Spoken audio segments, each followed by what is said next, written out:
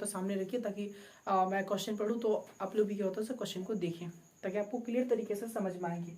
तो देखिए, सबसे पहले आपको जो धनात्मक विषम पूर्णांक के रूप में लिखना है, धनात्मक विषम पूर्णांक के रूप में लिखना है, धनात्मक विषम पूर्णांक के रूप में जो लिखना है आपको 6q + 1, 6q + आपका 3 और थर्ड जो है सर आपका वो 6q + 5 को शो करना है कि ये सब क्या है आपका धनात्मक विषम पूर्णांक है। तो सबसे पहले आप क्या कीजिए कि एक धनात्मक क्या होता है पूर्णांक मान लीजिए। धनात्मक पूर्णांक के अंदर क्या होता है, धनात्मक विषम पूर्णांक भी होते हैं और सम धनात्मक क्या होता है सर आपका पूर्णांक भी होते हैं।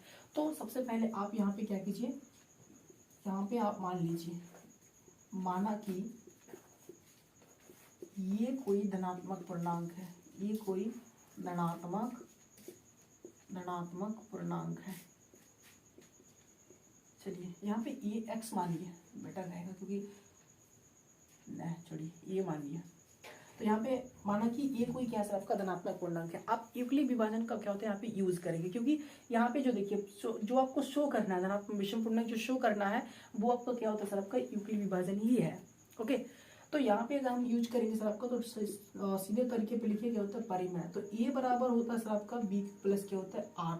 तो यहाँ पे चूंकि जीरो आर बड़ा, आर से क्या होता है आपका बी बड़ा या फिर इक्वल। यहाँ पे परिमेय मतलब आप याद रखिएगा यूक्लिड विभाजन एल्गोरिथम, आप यहाँ पे यूक्लिड विभाजन एल्गोरिथम भी लिख सकते हैं।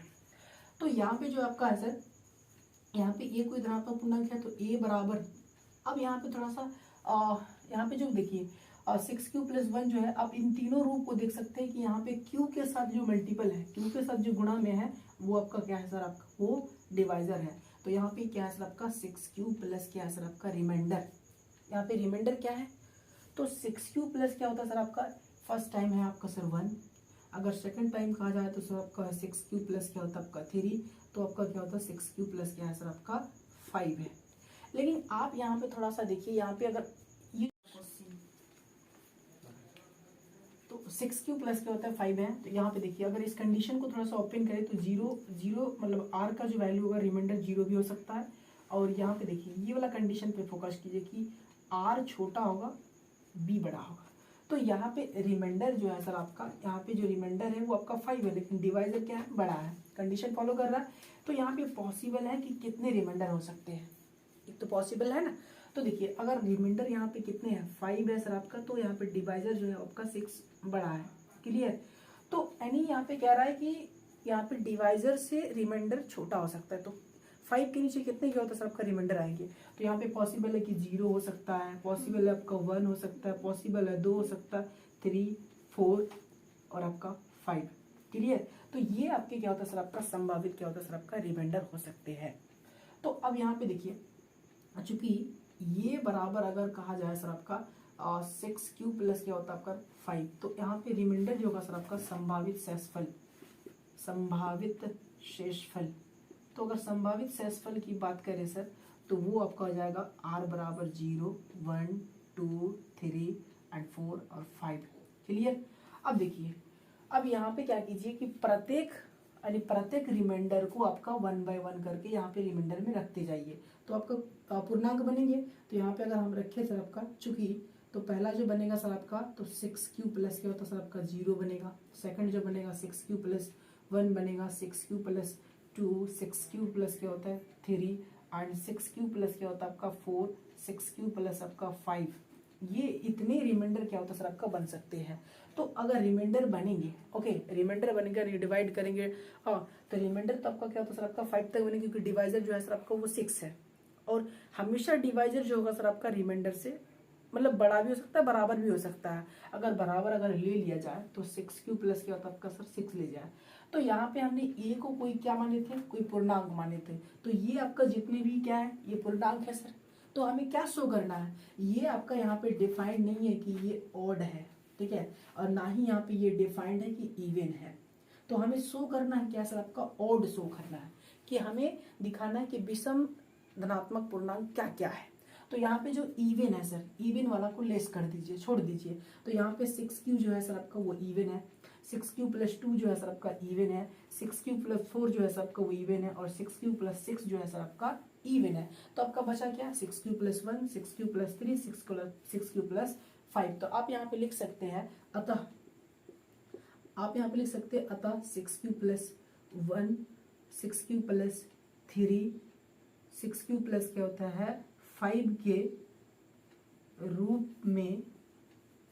रूप में किसी भी धनात्मक पूर्णांक को धनात्मक शो करने कहा है कि धनात्मक क्या होता है रूप का होता है। तो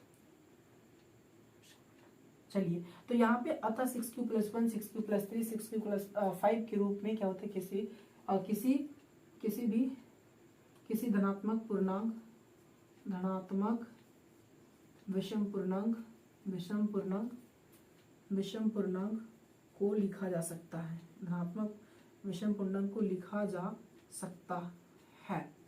तो यहाँ पे आपको क्लियर हो रहा है, ठीक है। देखिए, अगर आप स्क्रीनशॉट लेना चाहते हैं तो आप स्क्रीनशॉट ले सकते हैं। अगर इसको थोड़ा सा हम रिपीट करें थोड़ा सा, तो देखिए सबसे पहले आपको कोई भी धनात्मक पूर्णांक ए मान लीजिए, ठीक है। अब यहाँ पे यूक्लिड जो क्या होता है सर आपका परिमेय है, उनको लिखिए और लिखने के बाद क्या होता है सर आपका यहाँ पे कुछ चीजें आपको दिया हुआ है। तो इसके अंतिम जो रिमाइंडर है सर आपका वो 5 है। तो कंडीशन कहता है कि 0 से क्या होता है आपका रिमाइंडर बड़ा भी हो सकता है, बराबर भी हो सकता है, या आर से रिमाइंडर से क्या होता है सर आपका डिवाइजर बड़ा भी होगा और बराबर भी होगा, कंडीशन है। तो यहाँ पे हमने क्या होता है सर आपका जो लास्ट क्या है सर आपका जो रिमाइंडर है वो आपका 5 है। तो यहाँ पे डिवाइजर जो है आपका 6 है। तो पॉसिबल है कि इतने क्या होता है सर आपका, यानी 6 यहाँ पे भी ले लीजिए, तो इतने क्या हो सकता है रिमाइंडर बन सकता है।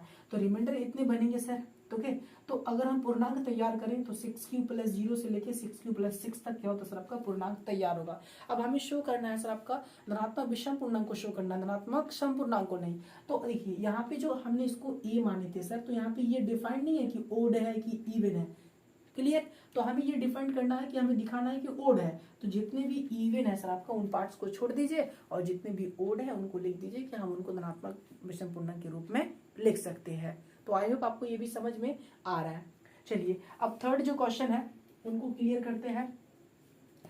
जो थर्ड क्वेश्चन है सर, देखिए थर्ड क्वेश्चन में देखिए भाषा ज्यादा लेकिन कुछ समझना है, ओके। तो थर्ड क्वेश्चन जो है सर आपका, तीसरे नंबर क्वेश्चन जो है सर आपका, किसी परेड में 616 सदस्यों वाली एक सेना की टुकड़ी को 32 सदस्यों वाली एक आर्मी बैंड के पीछे मार्च करना है। दोनों समूह की समान संख्या वाले स्तंभों में मार्च करना है। उन स्तंभों की अधिकतम संख्या क्या है जिसमें वे मार्च कर सकते हैं। तो सबसे पहले क्या सर आपका 616 क्या सर आपका सदस्य है, मतलब मेंबर है, ठीक है। इस 616 सदस्य के मेंबर को 32 क्या होता है सर आपका मेंबर के मेंबर, मतलब आई थिंक 616 है ना, तो आपको 32 मेंबर वाली क्या होता है ग्रुप में क्या होता है उसको डिवाइड करना है। तो सबसे पहले यहाँ पे कीजिए, यहाँ पे कहा है कि स्तंभों की अधिकतम संख्या क्या होगी, स्तंभ जो होंगे, ठीक है, स्तंभ जो होंगे आपका कॉलम जो होगा इसकी क्या अधिकतम संख्या क्या होगी। तो अधिकतम संख्या मतलब होता है आपका एससीए, याद रखिएगा।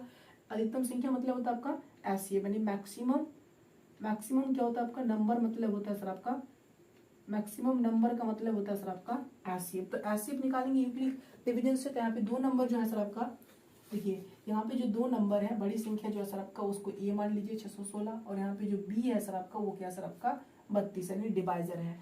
616 को 32 सदस्यों के ग्रुप में क्या होता है आपका डिवाइड करना है। तो वो मतलब कि अधिकतम संख्या क्या होगी। तो आप यहाँ पे क्या होते हैं यूक्लिड विभाजन एल्गोरिथम का यूज करेंगे। तो यूक्लिड विभाजन एल्गोरिथम, ठीक है। तो यहाँ पे आपका a बराबर बी क्यू प्लस क्या होता है आपका r होता है, क्लियर। कंडीशन जो होता है सर आपका 0 से r बड़ा होगा या r से b बड़ा होगा या फिर बराबर भी हो सकता है। तो अब यहाँ पे देखिए, यहाँ पे जो a है सर आपका वो कितना है 616, और यहाँ पे b जो है सर आपका वो 32 है। अब 32 को कितना से गुणा करेंगे कि आपको 616 आ जाए, जिसके कारण रिमाइंडर 0 दे दे और डिवाइजर जो होगा वो आपका एसिप हो जाएगा, या फिर आपका क्या होता है लेस आए और फिर रिमाइंडर आए, फिर अगली स्टेप में काम करेंगे। तो 32 को कितना से गुणा करेंगे, देखिए 32 को अगर 20 से क्या होता है सर आपका गुणा करते हैं तो शायद हम कुछ ना कुछ आ जाता है, लेकिन पूरा नहीं आता है। देखिए तो अगर हम करें सर तो 2 दूनी 4, 3 दूनी 6, सर आपका ज्यादा आ रहा है, ठीक है, ज्यादा आ रहा है।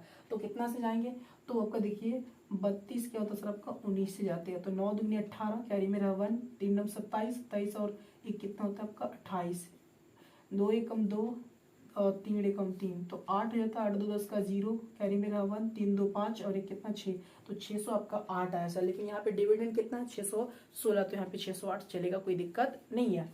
तो अब देखिए यहाँ पे 19 से मल्टीप्लाई कर दिए तो यहाँ पे रिमाइंडर क्या बचेगा, तो 608 616 से 608 को लेस कर दीजिएगा, तो यहाँ पे 8 बचेगा रिमाइंडर।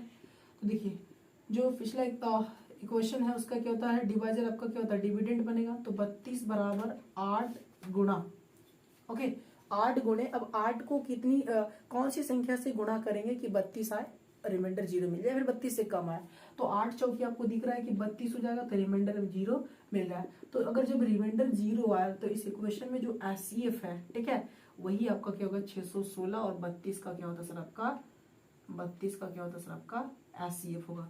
तो स्तंभों की जो अधिकतम संख्या है, स्तंभों की जो अधिकतम संख्या है सर, स्तंभों की अधिकतम संख्या, अधिकतम जो संख्या होगा सर आपका, ठीक है, अधिकतम संख्या जो होगा वो कितना होंगे 8 होंगे, मैक्सिमम 8 स्तंभ क्या होता है सर आपका बनने की मतलब संभावना है। चलिए इनको भी क्या होता है स्क्रीनशॉट ले लीजिए, ओके। और अगली जो